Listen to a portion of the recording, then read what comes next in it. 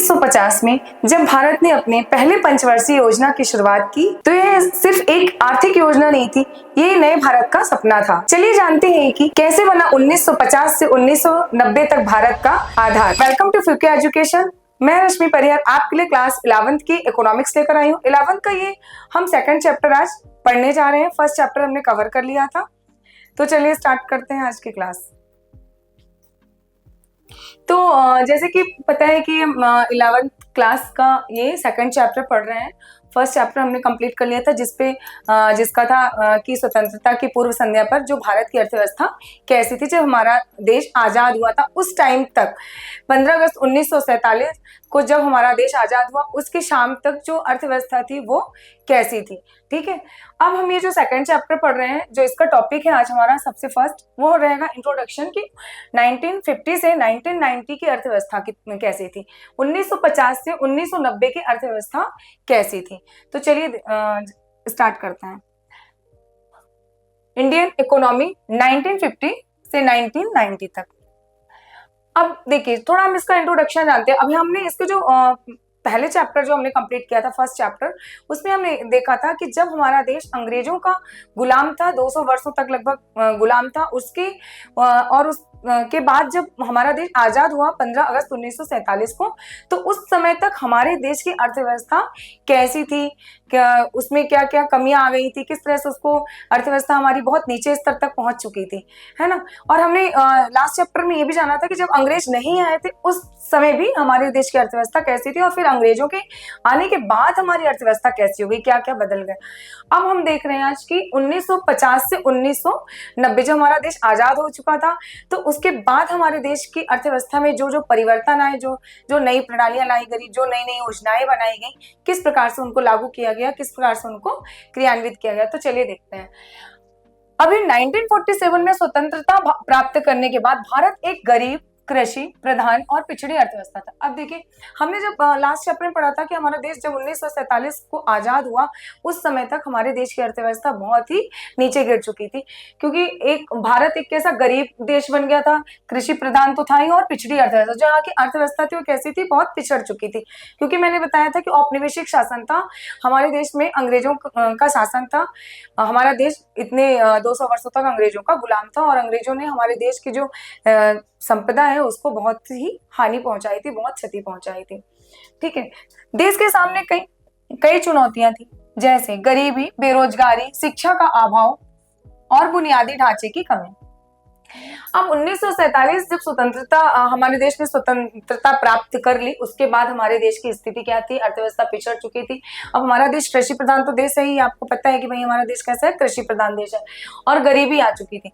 देश के सामने कई चुनौतियां आ गई थी, जैसे कि गरीबी, जो सबसे बड़ी चुनौती थी वो क्या थी, गरीबी और बेरोजगारी। अब लोग बेरोजगार थे तो गरीबी आ गई थी। शिक्षा का अभाव था, शिक्षा की कमी थी, बुनियादी ढांचे की कमी थी, जो बेसिक ढांचे थे उनकी भी कमी थी। भारत को एक मजबूत और आत्मनिर्भर अर्थव्यवस्था बनाने के लिए योजनाबद्ध तरीके से विकास की आवश्यकता थी।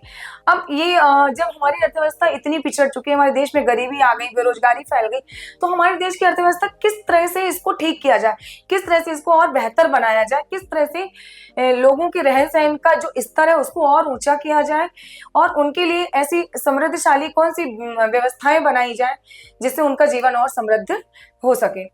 ठीक है, तो ऐसे भारत को एक मजबूत और आत्मनिर्भर अर्थव्यवस्था बनाने के लिए योजनाबद्ध तरीके, मतलब देखिए जब भी हम कोई कार्य करने जाते हैं तो हम क्या करते हैं, एक योजना के तहत ही कार्य करते हैं, एक योजना बनाते हैं, उसी के अंतर्गत हम फिर कार्य करते हैं। ठीक है, तो योजनाबद्ध तरीके से विकास की आवश्यकता थी। अगर हम योजना को बनाकर फिर हम कार्यों को करेंगे तो हमारे देश का जो है विकास अच्छे से होगा। इसलिए भारत ने 1950 से 1950 से नियोजित आर्थिक विकास की नीति अपनाई। ठीक है, तो कौन सी, 1950 से नियोजित आर्थिक विकास, है ना, एक योजना बनाई जिसके अंतर्गत नियोजित आर्थिक विकास की नीति अपनाई, जिससे लोगों के आर्थिक विकास के पक्ष में जो भी योजनाएं बनाई थी होती, जिससे लोगों का जो आर्थिक स्तर है उसको ऊंचा उठाया जा सके। इसके तहत पंचवर्षीय योजनाएं बनाई गई। अब जो नियोजित आर्थिक विकास का एक लक्ष्य रखा गया कि हमें किस तरह से आर्थिक विकास करना है, उसमें पंचवर्षीय योजनाएं। अब पंचवर्षीय नाम से आपको समझ में आ रहा है कि 5 वर्षों की बात हो रही है यहाँ पे, है ना। तो 5 साल के लिए जो योजनाएं बनाई जाती थी, 5 साल के लिए, वो पंचवर्षीय आदर्श योजनाएं कही जाती थी, जिससे देश के संसाधनों का सही उपयोग किया जा सके। अब हमारे देश में संसाधन तो है, पर हम उनको किस प्रकार से उपयोग करें, किस प्रकार से उनका हम उपयोग करें कि लोगों को, सभी लोगों को उसका लाभ मिल सके, और लोगों को जो जीवन स्तर है, जो उनकी बेरोजगारी है, जो हमारी अर्थव्यवस्था इतनी पीछे चली गई है, जो हमारे देश की आर्थिक संपदा को भी इतनी क्षति पहुंची, तो उस पर किस प्रकार से हम संपदाओं का इस प्रकार से हम सही उपयोग करें जिससे सभी लोग उससे लाभ प्राप्त कर सकें और सभी के जीवन को लाभान्वित किया जा सके। ठीक है, सरकार ने सार्वजनिक क्षेत्र को प्राथमिकता दी। अब सार्वजनिक क्षेत्र को प्राथमिकता दी कि मतलब जो जिसमें सभी लोग इन्वॉल्व हो, और कई बड़े उद्योगों की स्थापना की, साथ ही कृषि सुधार, भूमि सुधार और नियंत्रण एवं लाइसेंस प्रणाली लागू की। अब इसमें उद्योगों की तो स्थापना की गई, ठीक है, जो उन्होंने सार्वजनिक क्षेत्र को प्राथमिकता दी उसमें उन्होंने बड़े उद्योगों की स्थापना की, साथ ही कृषि में सुधार किया। किसमें? कृषि में सुधार किया, और भूमि जो थी उसमें भी सुधार किया। अब भूमि में सुधार किया तभी तो बड़े बड़े उद्योग लगेंगे, कृषि अच्छी होगी, है ना। और नियंत्रण रखा, भूमि में सुधार और नियंत्रण रखा, और एक कंट्रोल और एक लाइसेंस प्रणाली लागू की गई। ठीक है, हालांकि इस समय की नीतियों से सब कुछ क्षेत्रों में विकास हुआ, लेकिन कई समस्याएं भी बनी रही, जैसे कि उत्पादन में कमी, भ्रष्टाचार, उद्यमशीलता। अब इन नीतियों के बनने से कुछ क्षेत्रों में तो विकास हुआ, है ना, कुछ क्षेत्रों में डेवलपमेंट हुआ, लेकिन कई समस्याएं भी आई। जब भी कोई चीज, देखिए हर चीज के दो पहलू होते हैं, लाभ भी मिलता है और हानि भी मिलती है, पॉजिटिव भी होता है, निगेटिव भी होता है। इस प्रकार से उसमें विकास तो हुआ, लेकिन कुछ समस्याएं भी उसमें सामने आई, जैसे कि उत्पादन में कमी आई, भ्रष्टाचार फैल गया, और उद्यमशीलता का जो हो गया उसमें अभाव हो गया, कमी आ गई उद्यमशीलता में। ये अध्याय अवधि की प्रमुख आर्थिक नीति, उनके लाभों और सीमाओं तथा उस समय के विकास मॉडल की जो गहराई से समीक्षा करता है। अब हम देखते हैं कि अर्थव्यवस्था के प्रकार कौन कौन से हैं। अभी देखिए हमने ये देखा कि अर्थव्यवस्था जो हमारे यहाँ आर्थिक नीतियां बनाई गई वो कितने वर्ष के लिए? 5 वर्ष के लिए बनाई गई। ठीक है, कि 5 साल तक ये योजनाएं बना दी गई हैं कि 5 साल तक ये चलेंगी और इन्हीं योजनाओं के तहत कार्य होगा। ठीक है, और हमारे देश का जो है आर्थिक विकास होगा। अब अर्थव्यवस्था के जो प्रकार है वो कौन कौन से हैं ये देखते हैं। देखिए, पूंजीवादी अर्थव्यवस्था, समाजवादी अर्थव्यवस्था और मिश्रित अर्थव्यवस्था।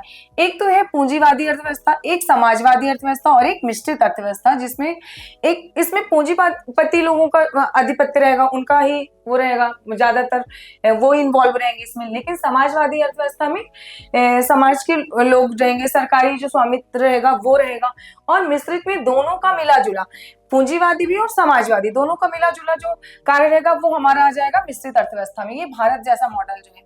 अब पूंजीवादी अर्थव्यवस्था में देखते हैं कि निजी स्वामित्व होता है, इसमें निजी लोगों का स्वामित्व होता है, निजी लोग इसमें इन्वॉल्व रहते हैं, प्राइवेट सेक्टर की इसमें बात हो रही है।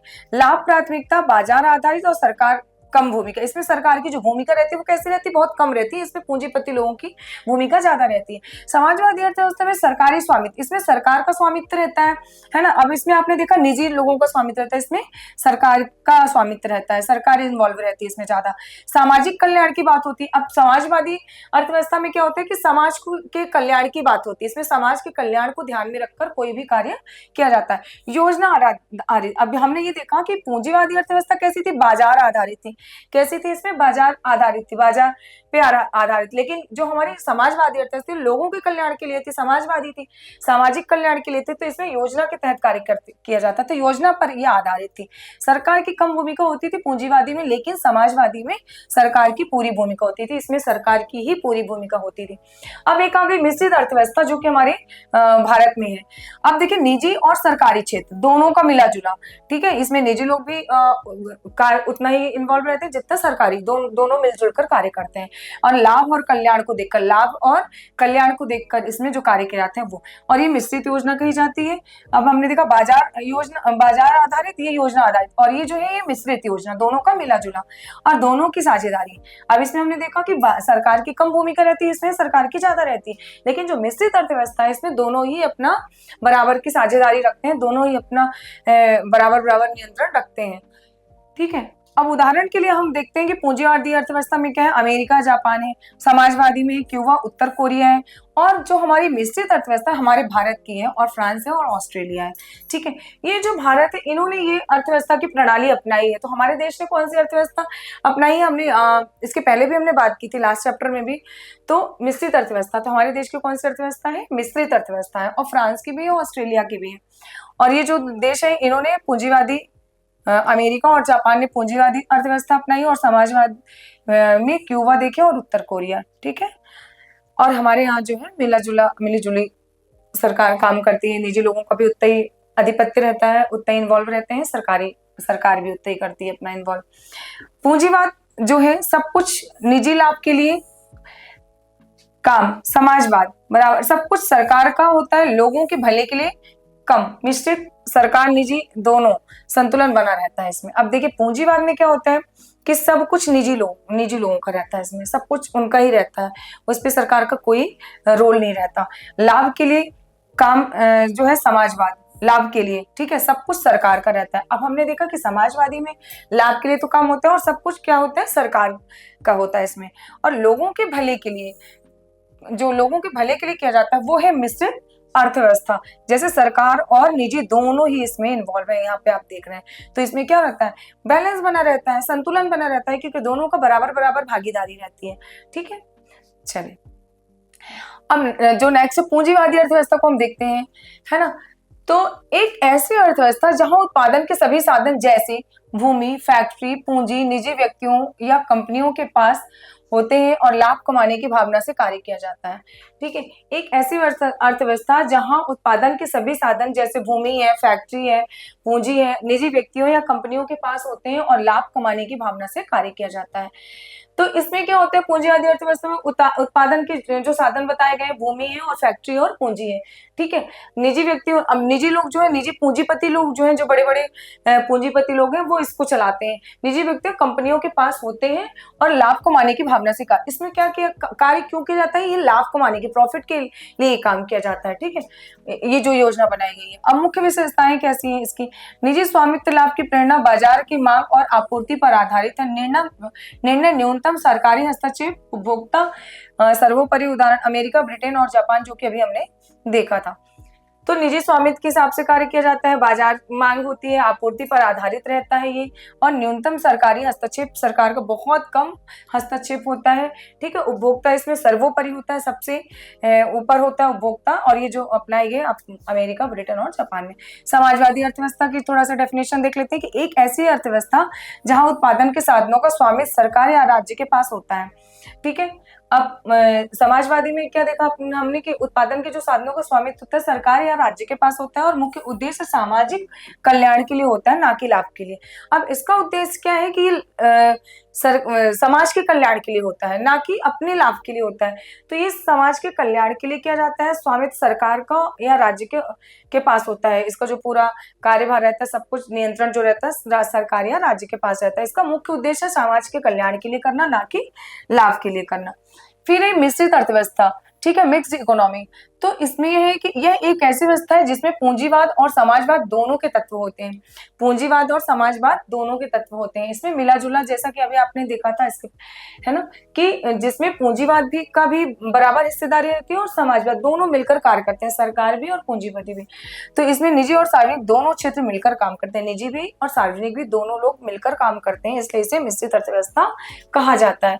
निजी और सरकारी दोनों क्षेत्रों की भूमिका का लाभ और सामाजिक कल्याण दोनों का संतुलन, सरकारी नियमन के साथ स्वतंत्र व्यापार संसाधनों का योजनाबद्ध उपयोग, दोनों क्षेत्रों को प्रोत्साहन। ठीक है, और ये प्रणाली कहाँ है, भारत, फ्रांस और ऑस्ट्रेलिया में है जो ये अर्थव्यवस्था है। तो निजी और निजी सरकारी दोनों क्षेत्र, भूमि का लाभ और सामाजिक कल्याण दोनों उद्देश्य से कार्य किया जाता है, दोनों का इसमें संतुलन बना रहता है, बैलेंस बना रहता है, और एक नियमन के साथ स्वतंत्र व्यापार संसाधनों के योजनाबद्ध तरीके से कार्य किया जाता है और दोनों क्षेत्रों को प्रोत्साहन दिया जाता है। अब समाजवादी अर्थव्यवस्था की जो हमने अभी देखी थी परिभाषा, तो स्वामित्व सरकार या समाज के पास होता है, इसमें पूरा समाज सरकार का ही कार्य होता है, सरकार का ही इसमें इन्वॉल्व होती है, और लाभ के बजाय सामाजिक कल्याण को प्राथमिकता दी जाती है, समाज के कल्याण के लिए किया जाता है, लोगों का जिसमें कल्याण हो। अब जो इसकी विशेषता है, राज्य का स्वामित्व होता है, इसमें सभी बड़े उद्योग, बैंक, खनिज आदि पर सरकार का नियंत्रण होता है। जो भी बड़े बड़े उद्योग है, बैंक है और खनिज है, जहाँ जो खनिज निकलते हैं खनन के द्वारा, उस पर सबका सरकार का ही स्वामित्व होता है, सरकार ही वो सब कार्य करवाती है, उसी के अंडर में किए जाते हैं। ठीक है। और योजना आधारित विकास, ठीक है, प्लान डेवलपमेंट, आर्थिक गतिविधियां सरकार की योजनाओं जैसे पंचवर्षीय योजनाओं के अनुसार चलती हैं। जो हमारी आर्थिक गतिविधियां हैं, जो भी आर्थिक गतिविधियां संचालित की जाती हैं, सरकार की जो योजना बनाती है सरकार, पंचवर्षीय योजना जैसे हमने बात की थी, तो 5 वर्षों के लिए जो योजना बनाती, तो योजना के तहत ही कार्य किया जाता है। योजना आधारित विकास, योजना बनाकर ही विकास किया जाता है, विकास का जो लक्ष्य है वो योजना के आधार पर तय किया जाता है। समानता पर बल, है ना, फोकस ऑन इक्वलिटी, समाज में आय और संसाधनों का समान वितरण हो, मतलब कि सब पर समान वितरण किया जाए, मतलब समान रूप से बांटा जाए और सुनिश्चित किया जाए कि जो आय है और संसाधन जो है वो सभी लोगों को समान रूप से मिल सके, सबके बीच में उसका समान रूप से वितरण किया जा सके, बांटा जा सके। ठीक है। और निजी संपत्ति सीमित, लिमिटेड प्राइवेट प्रॉपर्टी, व्यक्तिगत संपत्ति की सीमा तय होती ताकि पूंजी का संकेंद्रण ना हो। ठीक है। अब व्यक्तिगत जो संपत्ति है उसकी एक सीमा जो है वो तय कर दी जाती है, जिससे कि पूंजी जो पति है उनका ज्यादा उसमें इन्वॉल्व ना हो, ज्यादा वो अपना नियंत्रण ना कर सके उस पे। अब लाभ नहीं सेवा उद्देश्य, अब इसका उद्देश्य क्या है कि उत्पादन का लक्ष्य लाभ नहीं होता, ये जो इसके अंतर्गत जो कार्य होते हैं उसका उद्देश्य होता है जो विकास करना है देश का, तो उत्पादन का लक्ष्य लाभ नहीं होता बल्कि लोगों की जरूरतें, मतलब ये समाज कल्याण से हमने बताया कि जो समाजवादी किससे रिलेटेड है, समाज कल्याण से, लोगों के कल्याण के लिए बात होती है। तो इसमें जो लोग हैं, लोगों की जरूरतों की पूर्ति होता है कि किस प्रकार से लोगों की जो जरूरतें हैं उनकी पूर्ति की जा सके, उनको सारी चीजें अच्छे से मिल सके, उनकी जरूरतों का ध्यान रखा जाता है। समाज कल्याण की भावना से ये योजनाएं बनाई जाती है। उत्पादन का लक्ष्य लाभ बस नहीं होता है बल्कि लोगों की जरूरतें हैं उनको पूरा करना होता है।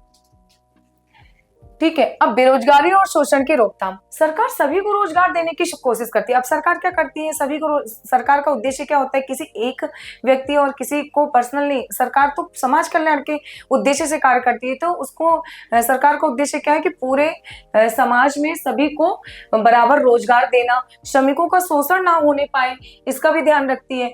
तो इस प्रकार वो बेरोजगारी को भी रोकती है और शोषण को भी रोकती है कि सरकार सभी को रोजगार बराबर रूप से दे सके और लोगों, श्रमिकों का शोषण ना हो, उनको भी उचित मजदूरी मिल सके, ये नहीं कि उनसे काम ज्यादा लिया जाए और उन्हें मजदूरी ना मिले, उनका शोषण किया जाए। इस प्रकार श्रमिकों का शोषण भी नहीं होने पाए। उदाहरण के लिए पूर्व सोवियत संघ, चीन 1950 से 1980 के दशक तक, क्यूबा, उत्तरी कोरिया, भारत में 1950-1990 के बीच मिश्रित अर्थव्यवस्था थी जिसमें समाजवाद के कई तत्व थे, जैसे सार्वजनिक क्षेत्र का विस्तार, योजना आयोग, लाइसेंस प्रणाली आदि। ठीक है। किस प्रकार से हमने देखा कि मिश्रित अर्थव्यवस्था में जिसमें समाजवादी के कई तत्व, अब मिश्रित अर्थव्यवस्था कैसी है, मिला जुला है, दोनों का मिला जुला रूप है। तो सार्वजनिक क्षेत्र का विस्तार हो, है ना, जो सार्वजनिक क्षेत्र है उनका विस्तार किया जा सके, और जो योजना आयोग है जिनमें योजनाएं बनाई जाती है, जो लाइसेंस दिए जाते हैं, लाइसेंस प्रणाली जो बनाई गई है, उन सब चीजों को शामिल किया गया है। लाभ क्या होता है कि समाज में समानता, सभी के लिए मूलभूत सुविधाएं, कि समाज में सभी के प्रति समानता हो, है ना, ऐसा नहीं कि किसी को कम मिले, किसी को ज्यादा मिले, तब सबकी समानता, सबको बराबर मिले, समान अधिकार मिले, सब चीज समान चीजें मिले, सबको समान सुविधाएं मिले, इसका ये लक्ष्य रखा जाता है। शिक्षा, स्वास्थ्य, बेरोजगारी और भुखमरी की कमी, योजनाबद्ध का विकास, मतलब किस प्रकार से हम शिक्षा सबको समान रूप से मिल सके, सबके स्वास्थ्य का ध्यान रखा जा सके, सबको बेरोजगारी कम की जा सके, भुखमरी कम की जा सके हमारे देश से, तो ऐसी मूलभूत सुविधाएं सबको इसके द्वारा मिलती हैं। इसका जो लाभ है उसका यह है उद्देश्य कि हमारे जो समाज में लोग हैं उनको किस प्रकार से सुविधाएं प्रदान की जाए कि असमानता ना रहे, सबको सभी चीजें मिले और सबकी शिक्षा, स्वास्थ्य, बेरोजगारी, सब चीज का ध्यान रखा जाए। कमियां, जो इसमें डिसएडवांटेज है वो है नवाचार और प्रतिस्पर्धा की कमी। सरकार की बहुत अधिक दखल-अंदाजी, उद्यमिता की कमी भी कभी कम उत्पादकता और भ्रष्टाचार। अब नवाचार की कमी मतलब नई-नई चीज़ों जो होती है, नई-नई आधुनिकीकरण की कमी है, नई-नई तकनीकियों की कमी है, प्रतिस्पर्धा की जो कमी रहती है, भाई इसमें कॉम्पिटिशन भी कम रहता है। सरकार बहुत ज़्यादा दखल-अंदाजी करती है, सरकार इसमें बहुत ज़्यादा अपना हस्तक्षेप करती है, नियंत्रण रखती है ना? उद्यमिता की कमी होती है और कभी-कभी कम उत्पादकता होता है और भ्रष्टाचार ज़्यादा फैल जाता है क्योंकि इस पे सरकार का ही ज़्यादा नियंत्रण रहता है। ठीक है, तो हमने इस प्रकार से देखा कि किस प्रकार हमारे जो 1950 से 1990 के दशक में जो हमारी अर्थव्यवस्था थी वो किस प्रकार थी और किन-किन अर्थव्यवस्था, जैसे हमने देखा समाजवादी अर्थव्यवस्था और निजी अर्थव्यवस्था और पूंजीवादी अर्थव्यवस्था, समाजवादी और मिश्रित अर्थव्यवस्था। तीनों अर्थव्यवस्थाएं किस प्रकार से संचालित की जाती हैं, किस प्रकार से इनके तहत योजनाएं बनाई जाती हैं और कौन-कौन इसमें कार्य करता है, कौन इसमें ज़्यादा नियंत्रण रहता है किस चीज़ में, और हमारे देश में कौन-सी अर्थव्यवस्था अपनाई गई है, ये चीज़। तो हमने अभी देखा कि जो अभी हमारा लास्ट चैप्टर था कि भई जब हमारा देश स्वतंत्र हुआ तो उसमें अर्थव्यवस्था कैसी थी। उसके बाद जब हमारा देश स्वतंत्र हो गया, उसके बाद हमारी जो आर्थिक प्रणाली थी, अर्थव्यवस्था थी भारत की, उसको किस प्रकार से बदला जाए, किस प्रकार से उसमें नई-नई चीज़ों का उपयोग करके उसको और अच्छा बनाया जाए और लोगों के जीवन स्तर को और अच्छा सुधारा जाए और उनको बेरोज़गारी से दूर रखा जाए, उनको शिक्षा मिल सके अच्छी, उनको रोज़गार मिल सके, उनके स्वास्थ्य का ध्यान रखा जा सके। ऐसी ही चीज़ों को लक्ष्य बनाकर योजनाएँ बनाई गई जिससे हमारे देश का संपूर्ण रूप से विकास हो सके और समाज कल्याण को भी ध्यान में रखा गया जिससे कि हमारे देश का अच्छे से विकास हो सके। तो आज का ये वीडियो आपको कैसा लगा? अगर वीडियो अच्छा लगा है तो वीडियो को लाइक, शेयर एंड सब्सक्राइब करना ना भूलें। बनी रहिए फ्यूके एजुकेशन के साथ। फिर मिलते हैं नेक्स्ट टॉपिक के साथ। Thank you.